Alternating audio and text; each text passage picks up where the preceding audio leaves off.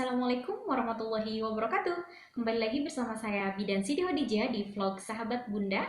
Pada vlog kali ini saya akan mencoba berbagi ilmu dengan Bunda semua, yaitu mengenai apa aja sih yang harus kita tanyakan ketika kita melakukan USG.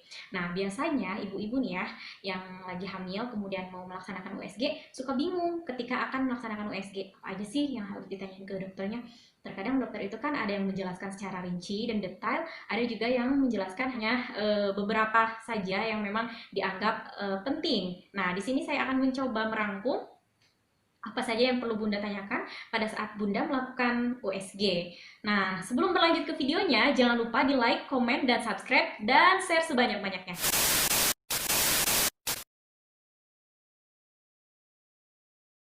Halo sahabat, sebelum berlanjut ke videonya, jangan lupa like, komen, dan subscribe karena subscribe itu gratis. Dan jangan lupa nyalakan loncengnya. Di sini saya akan mencoba membahas dengan membaginya ke dalam beberapa trimester atau ke dalam beberapa bulan. USG itu dilakukan untuk mengetahui deteksi dini kelainan-kelainan yang bisa terjadi atau untuk mengetahui perkembangan janin.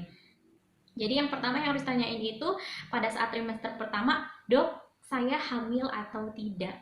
Janin saya ada atau tidak? Nah, karena biasanya janin bisa terlihat di dalam rahim itu sekitar 5 minggu ke atas. Nah, minimal kelihatannya itu biasanya kelihatan kantong kehamilannya. Kemudian pada saat trimester pertama yang harus ditanyakan ketika USG adalah, dok, kehamilan saya di dalam kandungan atau di luar kandungan? Karena kalau misalkan di luar kandungan dikhawatirkan ada kelainan, yaitu terjadinya kehamilan ektofik. Nah, kehamilan ektofik ini tidak bisa dipertahankan dan memerlukan tindakan lain. Berlanjut pada saat trimester kedua. Nah, pada saat trimester kedua ini yang harus ibu tanyakan itu adalah berat janinnya. Dok, berat janinnya normal tidak? Sesuai dengan usia kehamilannya tidak? Karena mengetahui berat janinnya ini, dokternya itu biasanya mengukur lingkar kepala, kemudian mengukur lingkar perutnya, kemudian mengukur femur atau ini pahanya. Nah, biar mengetahui berat janinnya itu diukur dari situ. Kemudian yang harus Bunda ketahui adalah panjang janinnya. Kita tanyakan sama dokternya, dok, panjang janinnya berapa atau panjang bayinya berapa. Nah, biasanya dokter itu jarang sih yang melakukan pengukuran panjang janin, tapi ada juga yang melakukannya. Nah, diukur itu dari ujung kepala bayi hingga ujung tulang ekornya. Kemudian yang selanjutnya yang harus Bunda tanyakan adalah detak jantungnya. Dok, detak jantungnya bagus enggak? Normal tidak? Iramanya bagaimana? Kemudian yang selanjutnya yang harus Bunda ketahui itu adalah mengenai kelengkapan organ tubuh. Karena pada saat usia trimester kedua ini, organ tubuh itu sudah tumbuh, misalkan seperti tangan, jari tangan, kemudian jari kaki, kemudian tangannya sudah bergerak, kakinya sudah bergerak, itu sudah bisa terlihat. Ibu tanyakan, dok, gimana tangannya, lengkap atau tidak, atau ada kelebihan atau tidak, atau ada kelebihan itu namanya polidaktil atau sindaktil. Biasanya itu sudah bisa terlihat, apalagi kalau USG-nya udah 4D ya. Pada usia 4 bulan ini, ari-ari sudah terbentuk. Nah, kita boleh juga menanyakan sama dokternya, dok, gimana ari-arinya, posisinya di mana? Apakah di samping, ataukah di belakang, ataukah di depan, atau bahkan di bawah. Nah, kalau misalkan dokternya berkata, ini ari-arinya di bawah nih, misalkan menutupi jalan lahir. Nah, di situ ada kemungkinan terjadinya plasenta previa, namun karena memang usia kehamilannya masih kecil, maka ibu-ibu dianjurkan untuk selalu hati-hati dan terus mengontrol kehamilannya. Sangat penting sekali diperhatikan karena dikhawatirkan terjadinya perdarahan kalau terjadinya plasenta previa atau ari-ari menutupi jalan lahir. Apabila sudah masuk 5 bulan, biasanya ini sudah bisa terlihat jenis kelaminnya. Nah, di sini daripada ibu menduga-duga, misalkan ada mitos yang mengatakan bahwa kalau anak cowok biasanya bulat loh, kalau anak cewek biasanya hamilnya moncong gitu kan, atau lebar kayak gitu. Nah, daripada menduga-duga, lebih baik melakukan USG. Insya Allah dengan USG bisa kelihatan, namun kita harus kembalikan kepada Allah Subhanahu wa Ta'ala yang Maha memberikan segala sesuatu. Meskipun misalkan di hasil USG perempuan, belum tentu keluar itu perempuan, karena kun fayakun. Jadi meskipun udah USG dan tahu hasilnya.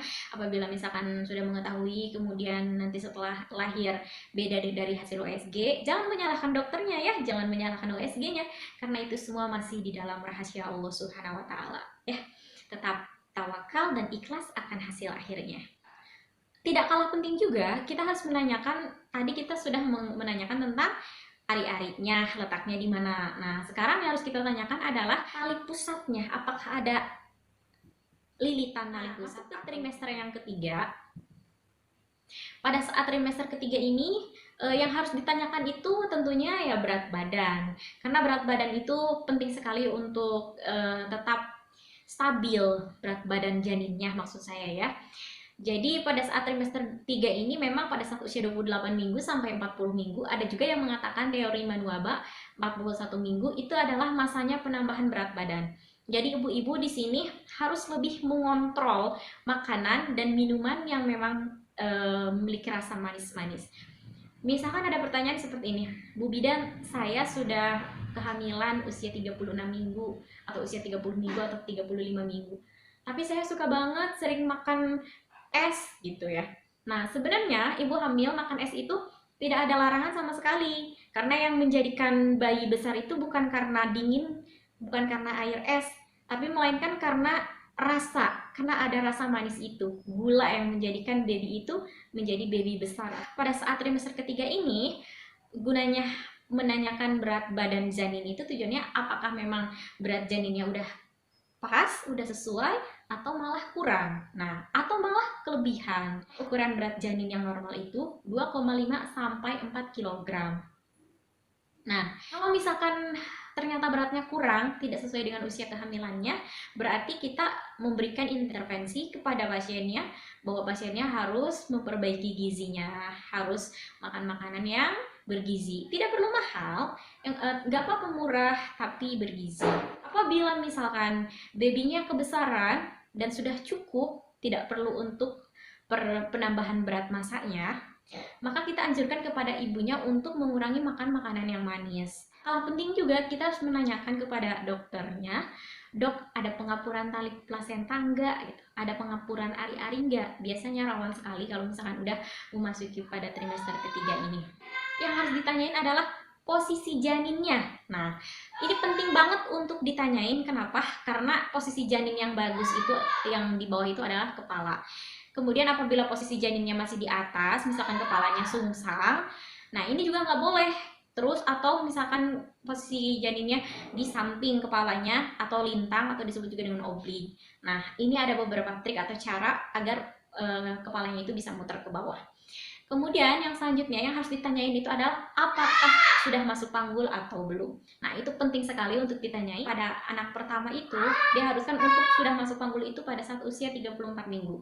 Namun ibu-ibu jangan khawatir apabila anaknya misalkan anak kedua atau anak ketiga itu meskipun tidak masuk panggul tidak masalah karena sudah terlewati pada anak pertama. Oke, terima kasih banyak sahabat sudah mampir di channel saya. Semoga videonya bermanfaat.